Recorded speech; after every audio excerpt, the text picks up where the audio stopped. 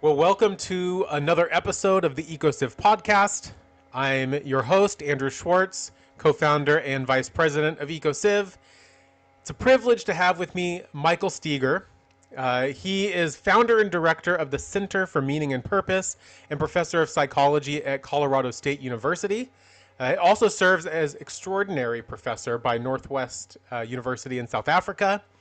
His research is going to be a cool focus for us today, where he focuses on well-being and meaning in life, psychological predictors of physical health and health risk behaviors, as well as facilitators and benefits of engaging in meaningful work. And that's a huge piece of what we want to talk about today, is this notion of meaningful work. Today we'll be talking about the intersection of psychology and economy, broadly speaking, for an ecological civilization, with a special focus on reframing work for the long-term well-being of people on the planet. So no minor task before us today, but thank you, Mike, for joining me. Yeah, it's a pleasure. I'm sure we can nail this in a couple minutes and then just knock off for coffee. So. Exactly. Yeah.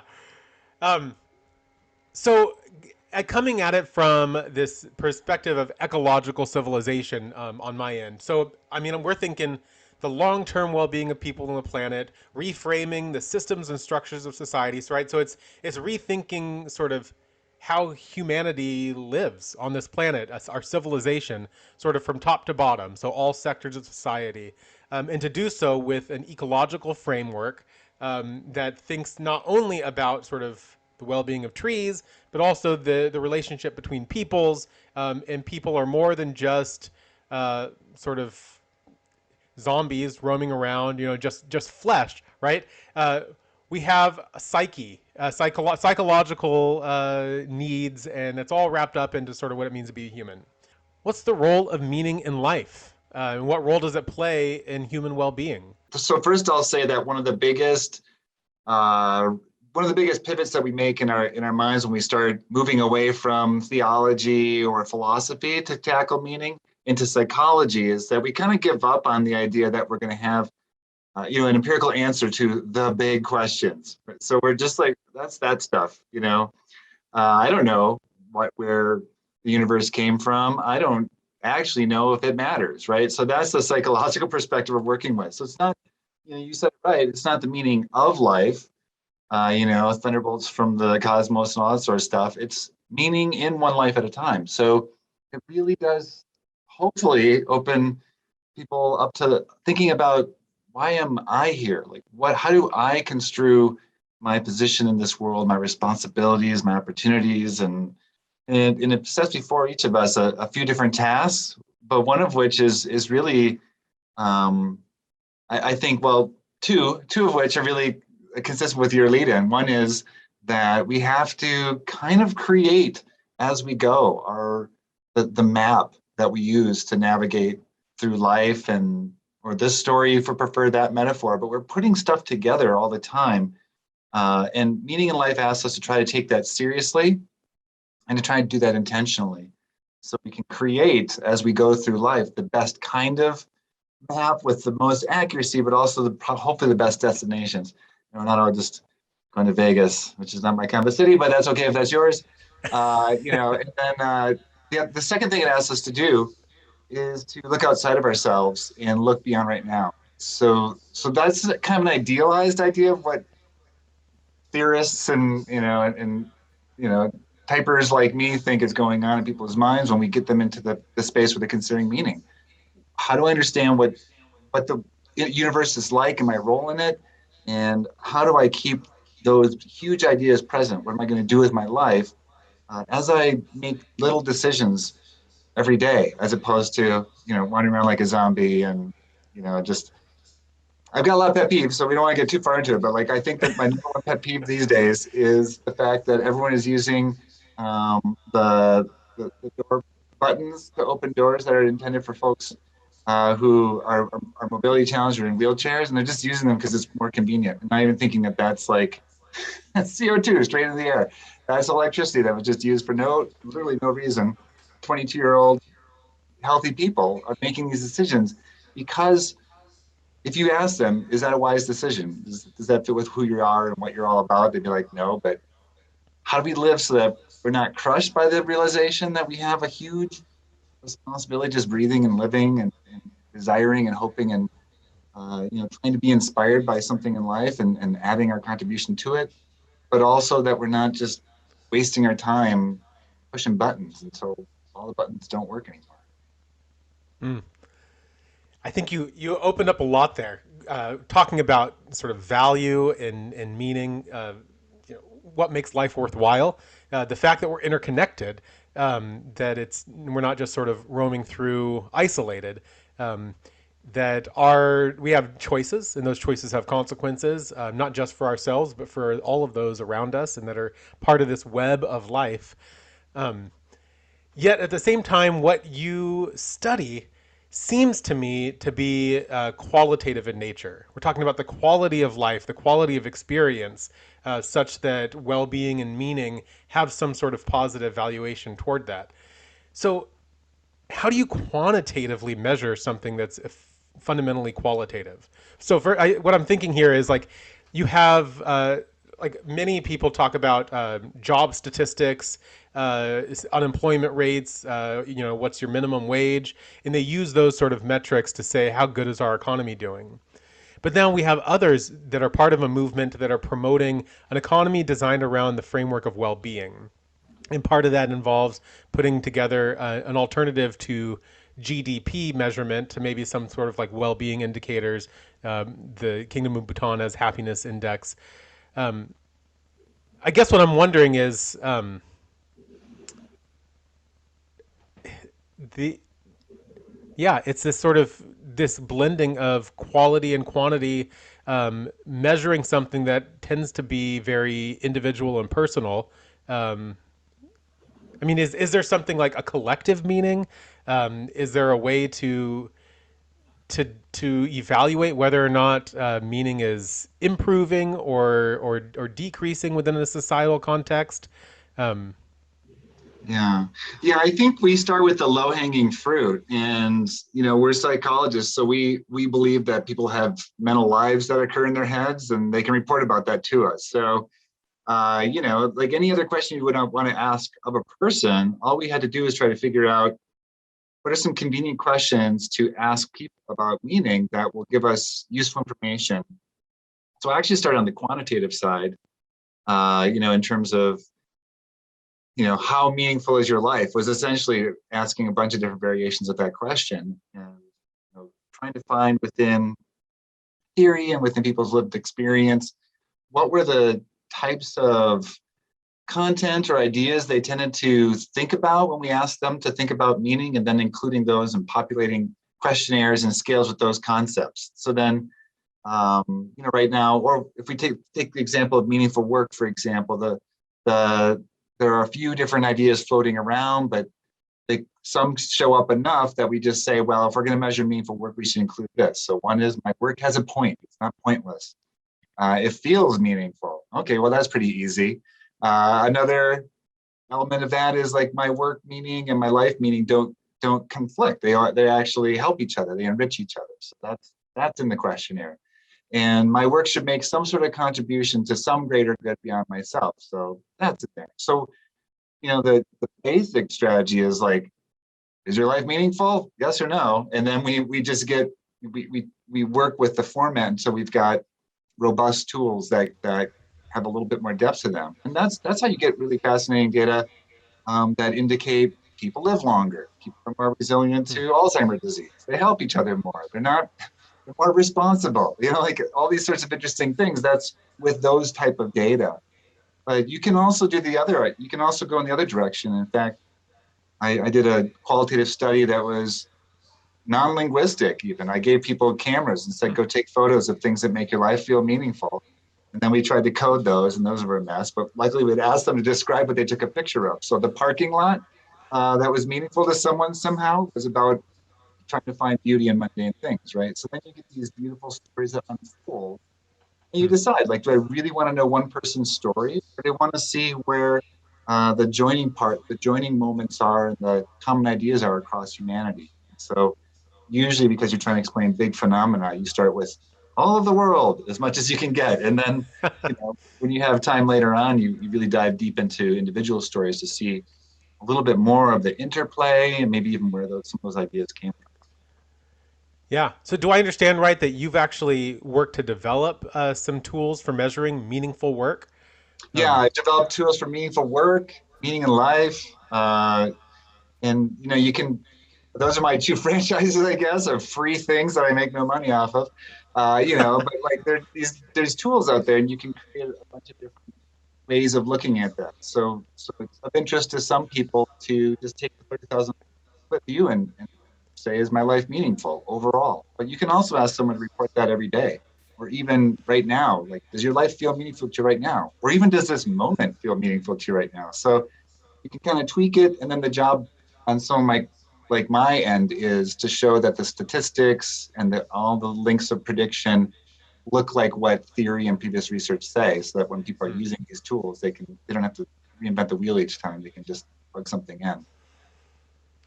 So, you can talk about, as you said, like the sort of macro, like, meaning in life. Um, and I feel like sometimes when we talk about human well-being, it could sort of have that abstractness to it. But I mean, concretely, what do you see as the role of meaningful work for human well-being and human flourishing? Yeah, well, there's a dark side to every good thing, right? So when we think about when we think about what our society rewards, broadly speaking, it's the ability to um, move money around. Like that's the most important thing that our society values, and any way that makes that occur is rewarded with more money. But everything requires money. It seems like so. We live in this world that's highly transactional, that pushes us to be sort of amoral creatures in a lot of ways, and to accept all sorts of bargains in order to acquire this commodity that makes everything move. And that creates some sort of inevitable propositions and some ideas that just infuriate me. You know what I mean?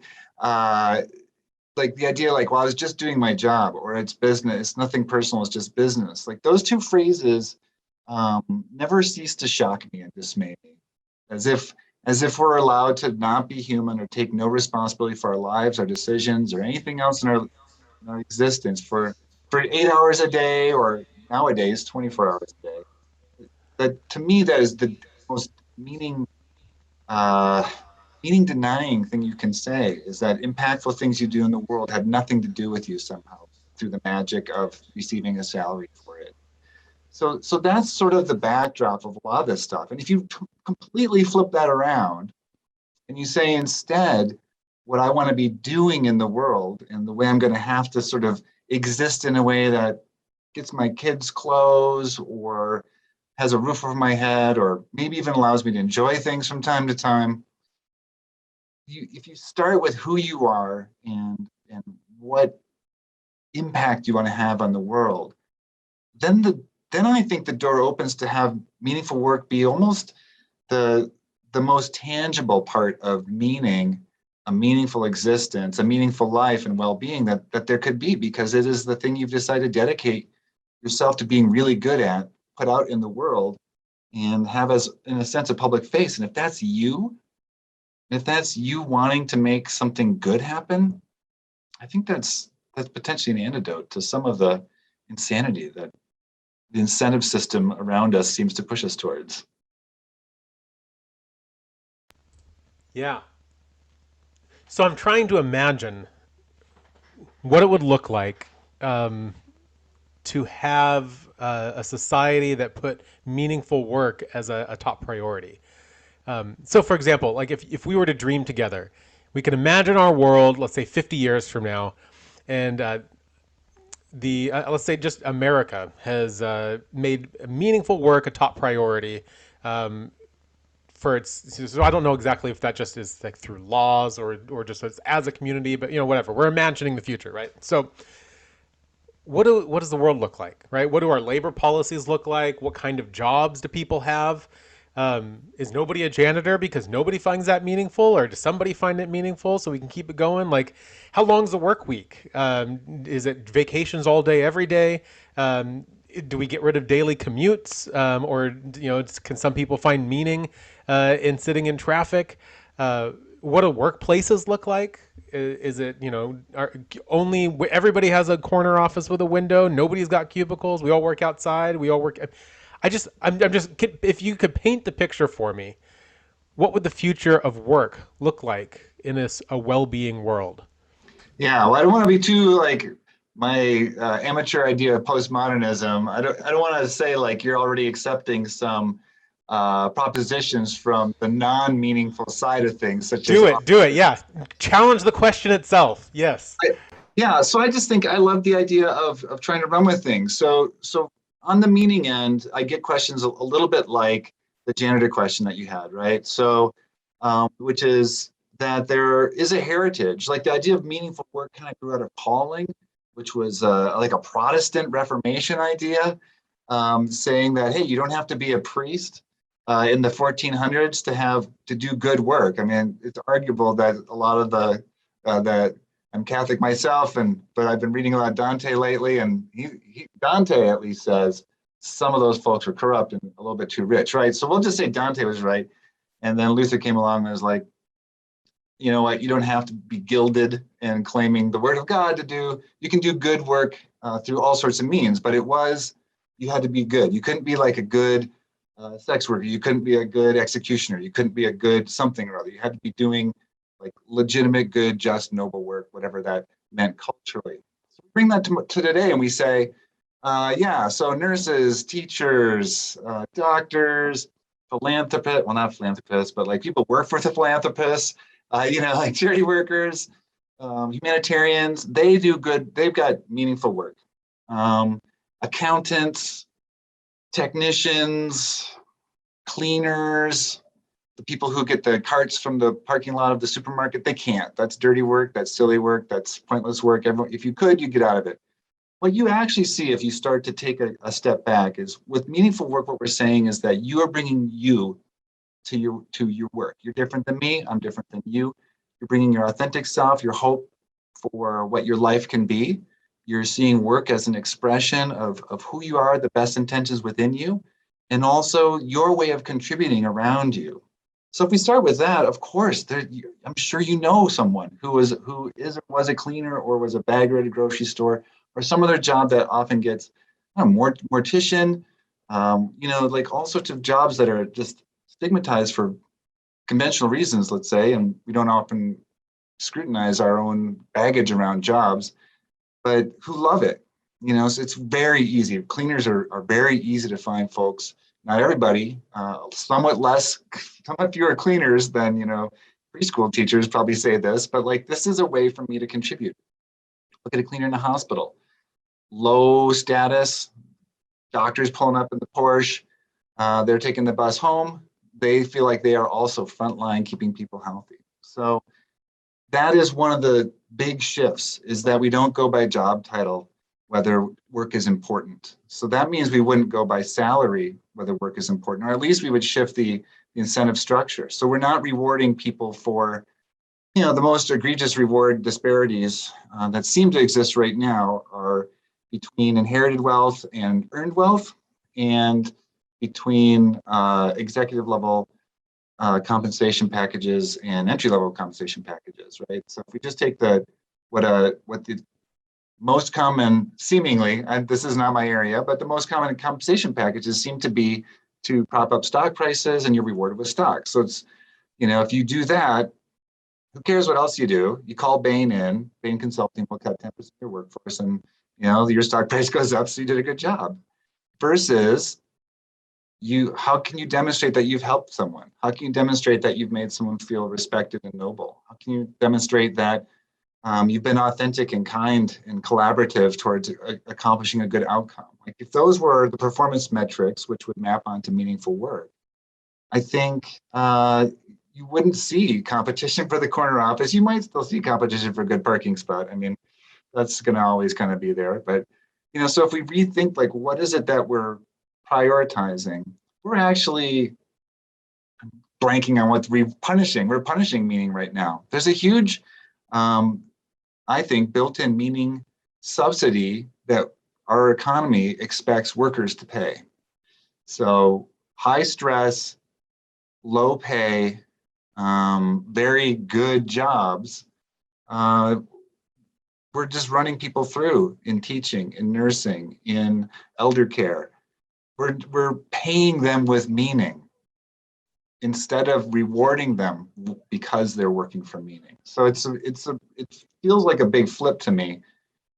And of course we'd have flying cars. So that's the future of everything. Yeah. So the Jetsons find meaning in work, and that's no, I think that's fantastic, because what I hear you saying is basically calling for a paradigm shift that requires a changing of our narrative at the very core. So how do we even think about work and value as a society? Which I also think means changing our education systems, which tend to prioritize urban life and work more than rural jobs. As being seen as more valuable, also tend to be identified. More value equals more pay, Mm-hmm. and you have higher paying jobs in cities, which then leads to the abandonment of rural communities and farms.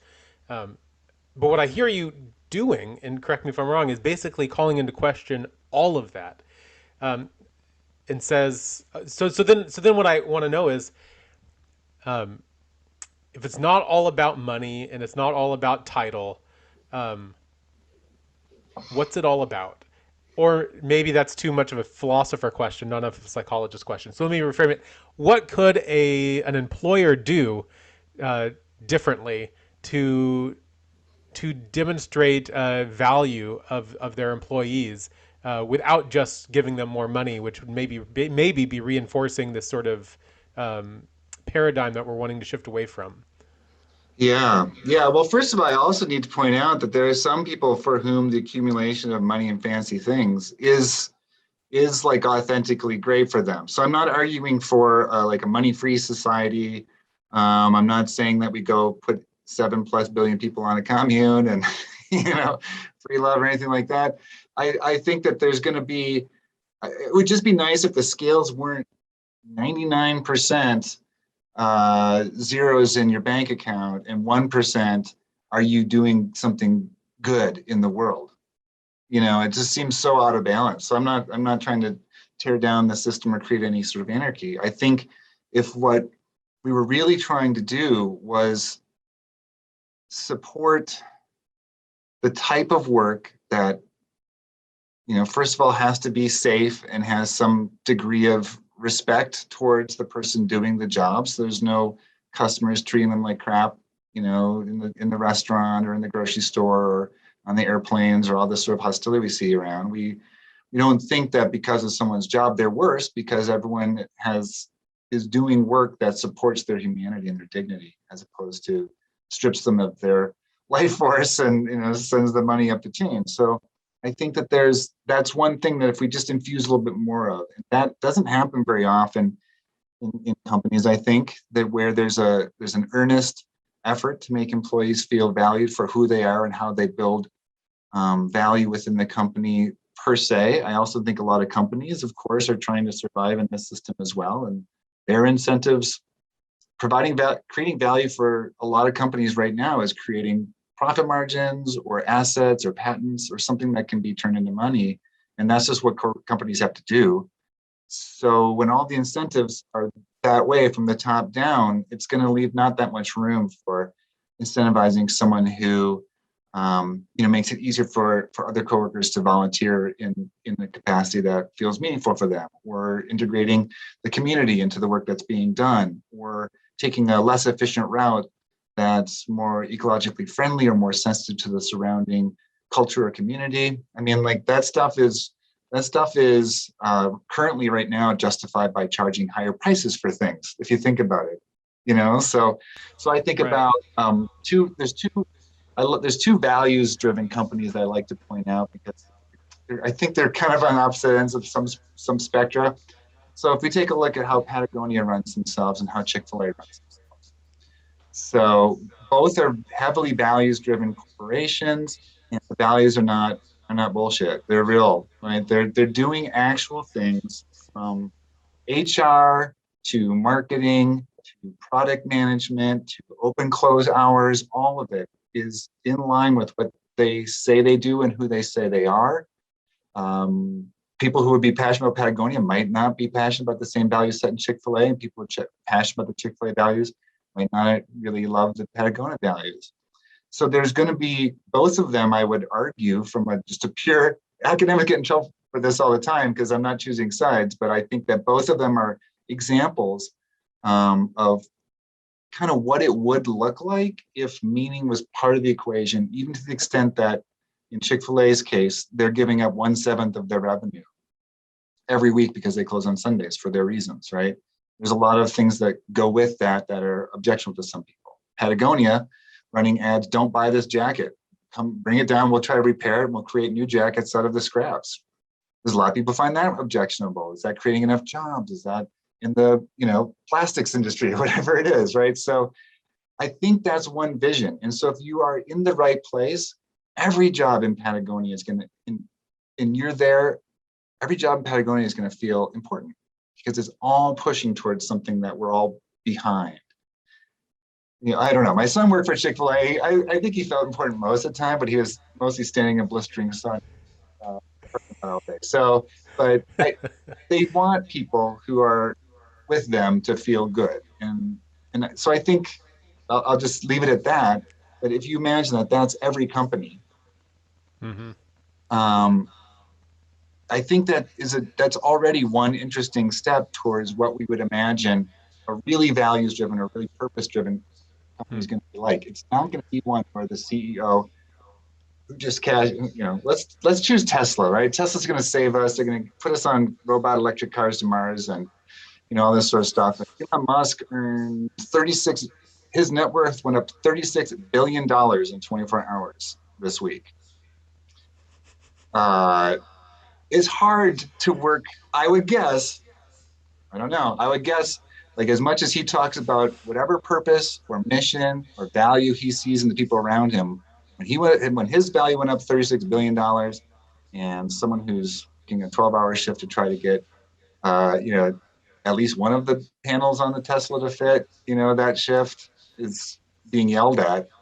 It doesn't line up. I pick on Tesla because it's kind of a favorite of the progressive crowd, but I think there's a difference when someone says, okay, you might edit this out later, but I think to pick on the non-progressive crowd, the January 6th insurrection, there were companies that came out like crazy and said, we're not going to back senators who supported this, and here they are. You know what I mean? So like when you say you're going to do one thing because of values and then you don't, phoniness kills meaning every time. Phoniness trumps meaning every time. That's a great line. I love that. Phoniness kills meaning every time. And I think you just made somebody's day who really loves to go hiking while eating Chick-fil-A. So I think they're just like, yes, we can put these two together. And then the person working in the Tesla factory is like, I work 12 hours so I can put Chick-fil-A on the table and repair my Patagonia jacket. But okay, so you mentioned the word dignity, which I thought was a good one. And I want to come back to that because I feel like there's something about, you mentioned safety, respect, dignity, that are other ways of demonstrating like value of a person. So like what would you say are some of the conditions to enable people to engage in meaningful work, especially given that so much of our society, as you said, 99% is focused on the zeros in your bank account. What are the major conditions that can enable people to engage in meaningful work? And then what are some of the major barriers to engaging in meaningful work in our current society? Yeah, and I made that number up, 99%. I really have no idea. Yeah. That's how I make up numbers too. So it's that's right, 1,000,000,000%. So if we think about what leaders and organizations can try to keep in mind, I was advised that no one will listen to me unless I have good acronyms for stuff, or at least acronyms. So I came up with an acronym that sort of summarized the leading indicators in the research at the time I was doing this work. And it's karma. Unfortunately, it's with a C rather than a K, so I never quite get things right. But karma, let's say. And so these are the principles that seem to operate within research done on leadership, research done on organizational practices at the end. policies and behaviors, or just even the culture. So the C is for clarity, and that's clarity of mission. And this is really to say that if you're about something, that's way better than not being about something as a company, because it gives people something to cling to. And it says that you're out there with what you're trying to do in the world. And you see a lot of, I don't know, it's almost like random word generators for company mission statements. But when a company has a mission, you can see it, right? And then it's the job of drawing those lines of sight between what is that far off mission and how does it percolate into how I'm supposed to do my job. The second A, no, the first A, I guess, not to skip too far ahead. The first A is authenticity. And this is a bundle package of lots of these third wave leadership approaches. So after transformational leadership, where it's the inspiring Steve Jobs-like leader, there's a lot of emphasis on folks around ethical leadership, even charismatic leadership, and then authentic leadership. But this is essentially being a leader shouldn't be a show first, and then you go home and you say you say something completely horrible. But it brings in this idea of ethics. You should be living with at least the same high standards that you expect of your employees, but probably higher ones, because you want to be a visible demonstrator of what it's possible to how it's possible to work with meaning, to lead with meaning, and to have integrity in what you do. The R is getting back to what I think is maybe a little bit easier to manage version of good workplace relationships, which is just respect. When you say you're supposed to, have good relations with workers, I don't know why, but it seems to go wrong a lot. It's like people expect it to be friendships, romances, or family relationships, and it just gets too enmeshed, and there isn't like a playbook for that. But respect is pretty easy, right? You want to make sure people feel valued, that you're not working to make them feel worse than you, that you're trying to achieve some sort of, parallel in terms of how much people are listening versus talking, that everyone feels like you're happy they're there. So respect to me seems like a smaller ask, but also maybe a more functional ask, because you can just do it. You don't have to, I can be respectful to people who I don't like, and people who hate me can be respectful to me. And we don't have to go, canoeing later or something. So the M is mattering. And this is kind of another extension. Like, it's not an employee's job to come in and figure out why they're important to the organization. By the time that they show up at your company or your organization, every worker should know not only that they matter, but exactly how they matter. So creating that map of, like, when you do what you do, this is why it's so important to us. This is why it helps us do what we try to do as a big organization. Not like, oh, just go ask your coworkers, you're really important to us, don't bother me with why, right? So make it really clear, make it visible. And I think that'll tie really tightly to the respect side. And then it frees everyone in the organization up to start experimenting with the final A, which is autonomy. People need to be seen as humans with desires, skills, differences, diversity, all sorts of different perspectives that come together for a common purpose, not, chicken nuggets that are stamped into the same shape so that they fit together according to some master plan. So autonomy is risky in some cases. You don't want a lot of, showboating when it comes to welding together a spacecraft, I suppose. But, like, in a lot of cases, you want people to be doing the work as a human being. And that means allowing them to give you feedback on how it could go better, look for opportunities to expand it, and just put a little bit of themselves into it, and to welcome that instead of try to crush it out of folks. That's cool. I actually love karma, and the fact, no, with the C though, it's You reap it's what you better sow. than That's doing the that's the yeah. whole idea. You reap what you sow. But yeah. So I think some people might argue that meaning, it's so subjective, you can't ever operationalize it. But what I hear in your sort of karma principles is perhaps something that's more or less universal to human well-being in the workplace. Would you is that true, or do you think everybody is just 100% unique, and so there's no way to talk about meaning sort of with broad strokes? Everything's just the individual. Yeah, so I don't know if it's universal yet because that's a empirical question. So we don't have data enough data to say like, yeah, this shows up here, this shows up there. Most places where we've explored it, these same concepts show up. I mean, I starting off with this stuff when I was doing meaning, I just decided I want to do meaning research in about 2000. And there really wasn't much out there, and I got three kinds of feedback essentially when people learned, and these were smart people. Number one was, oh, I didn't know you're religious. Like meaning and purpose. This is around the Rick Hansen purpose-driven life era. So it's like, well, purpose is only going to come up when you're talking about religion or you're about to die, right? So what does it have to do with a regular life? There was that was pretty easy to converse around. The second was, isn't meaning too vague or too obvious, right? Like, of course, the meaning of life is fill in your particular perspective. Everyone must have that. Or it's so obvious. The meaning of life is just to live it. Like like people have this immediate reaction. It's so obvious. It's not worth studying. It's like, do people have faces? Well, yes, they do. So why are you doing a research study on whether people have faces? And the third response was, it's too individualistic. You're never going to find the same answer for two people. And the truth of the matter is, meaning in life, just like anything else that's a human experience, is pretty easy to operationalize. And then you can develop all sorts of research infrastructure around that helps us say that at least when we call meaning this, we see lots of really important outcomes that are powerful in the workplace, powerful in relationships, powerful in parenting, powerful in volunteering, powerful in intentions that we set for how we're going to live in the world, powerful whether we live or die, right? So whether that's all of meaning, it for sure isn't.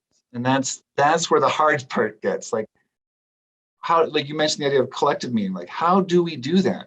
Like I think the biggest pressing question that we have around meaning right now is, I think we would acknowledge the power of someone who's motivated, fueled by a purpose for nefarious reasons or for noble reasons. But how would we help someone use purpose to refashion the world in a better way? How would we come together and find a group of people who have little in common other than that we breathe and we need water? How do we bring them together and help them forge this collective sense of meaning that says this is going to be worth sacrificing for? I don't think we know how to do that. So I have one question for you then, one last question, and that's has to do with hope. So given our world, the way that the things are structured, I think so often we feel like we're being preformed into that sort of chicken nugget stamp. There's I mean, in a context where so many people are feeling like they're being stripped of meaning, purpose, and value in order to put food on the table, um, is there anything that sort of emerging opportunities, new develops, or something else that just gives you hope in the midst of those challenges?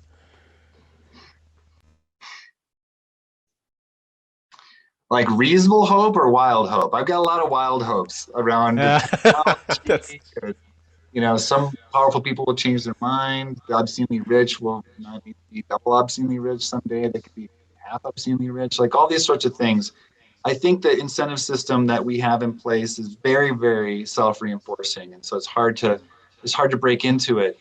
At the same time, though, I think, well, there are signs that in a vague way, people have had enough. It doesn't always find the right outlet. Like people kind of had enough that leads to some creepy influencers taking pictures of their abs all the time, maybe, but it also leads to people who are saying, like, you know what, so and so isn't doing enough to make shoes out of non-plastic sources. So I'm going to create a shoe company that makes shoes out of algae. Like I've had enough.